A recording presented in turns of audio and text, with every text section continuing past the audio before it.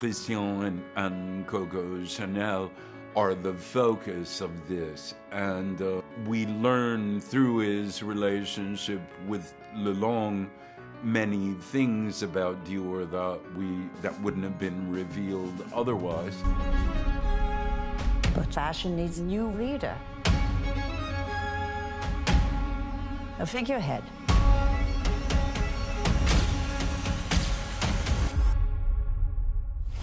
Monsieur Dior. And create a new world for them.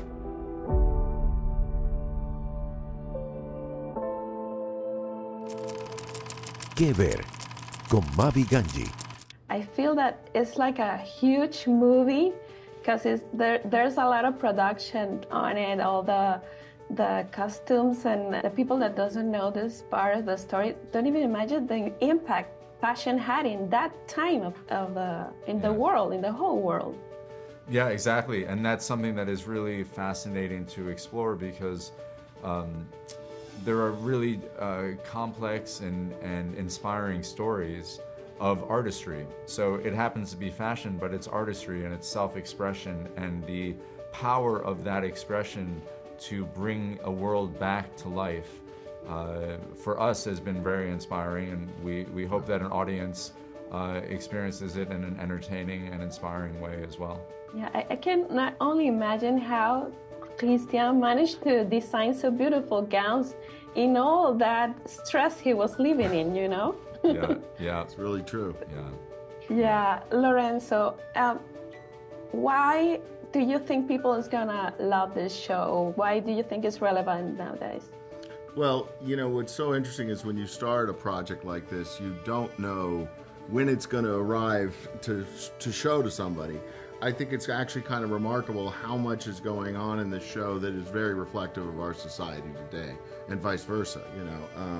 I think in particular, one of the things we talked about along the way was our experience going through COVID was similar in many ways to what they were going through, is you don't know when it's stopping.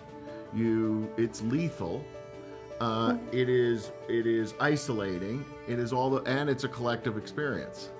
So I think that is an interesting intersection point for anyone today. We've all gone through it, and then at the same time, the sense of how politics, war, divide people and create this kind of noise that we're going through in our society of left versus right. And again, you're seeing the conflict of culture as well as war. And so I think those two things are very intertwined in the story, and I think it's going to give people access points. The casting, how do you decide which one will be perfect for each? I mean, I see them now and they're perfect for it, but I could not imagine that process. Well, Todd really led the way on this by, first of all, starting with Ben Mendelsohn, who he had worked with before on Bloodline. And so they had a creative relationship. And so Ben joined. And it's very interesting how our professional lives intertwined with our creative here, which was he had also worked with Glenn Close on Damages, and I had worked on 4 or 5 movies with John Malkovich. And so we started putting together this group of people that, one of the reasons we're picking them, sure, they're very fine actors, you know, we're lucky to have them, but also we felt their embodiment in these characters. And then what happened was, by having such dynamic actors, other dynamic actors want to join you. And it was important to us that we find a French icon to play a French icon in Coco Chanel. So in conversations with Juliette Binoche, we explained our ambition and our desire to tell the story and not have there be villains or heroes necessarily, but to really explore the human beings. Christian Dior ruined French couture, and I'm coming back to save it. Chanel can be very treacherous. Oh, yes. You knew the story before doing the new look. I didn't. Really, I didn't. I of course, I'd never heard the name. I'm fairly certain I never heard the name Lucien Lelong. I don't think. I've spent many years in France. Of course, I knew the word fairly well of Chanel and Dior, and Balenciaga had been to the museum, the Balenciaga Museum, and Balmain, Givenchy.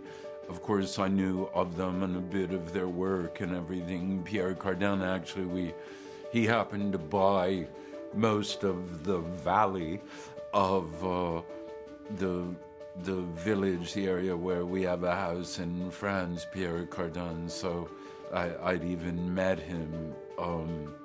He actually came to a runway show of a line I did, Pierre Cardin, some years ago. He's passed away now, but so I knew that world somewhat, but not their history, their personal histories at all. Of course, yes.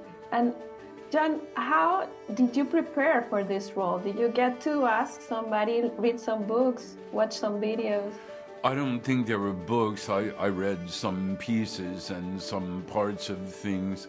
I didn't see any videos that included Lelong. They may exist, but I didn't worry too much about that, meaning I think the important thing about Lelong in terms of this story is obviously his relationship with Christian Dior and what that relationship reveals about Christian Dior, because Christian and Coco Chanel are the focus of this, and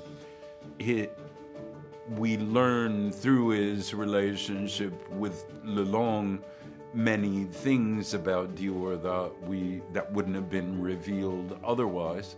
And I think Lelong understood how sensitive Dior was, how gifted he was, how talented he was in his field, and tried to encourage him and shield him as much as he was capable.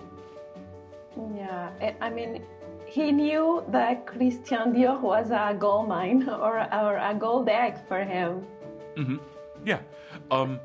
Yes, he did, but I don't think it was just that. Meaning, I think,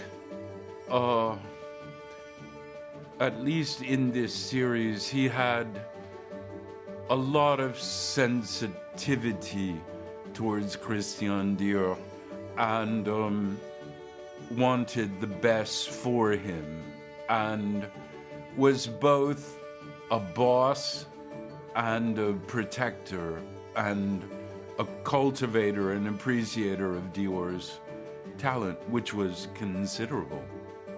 Yeah, it was. Que ver con MaVi Gangi.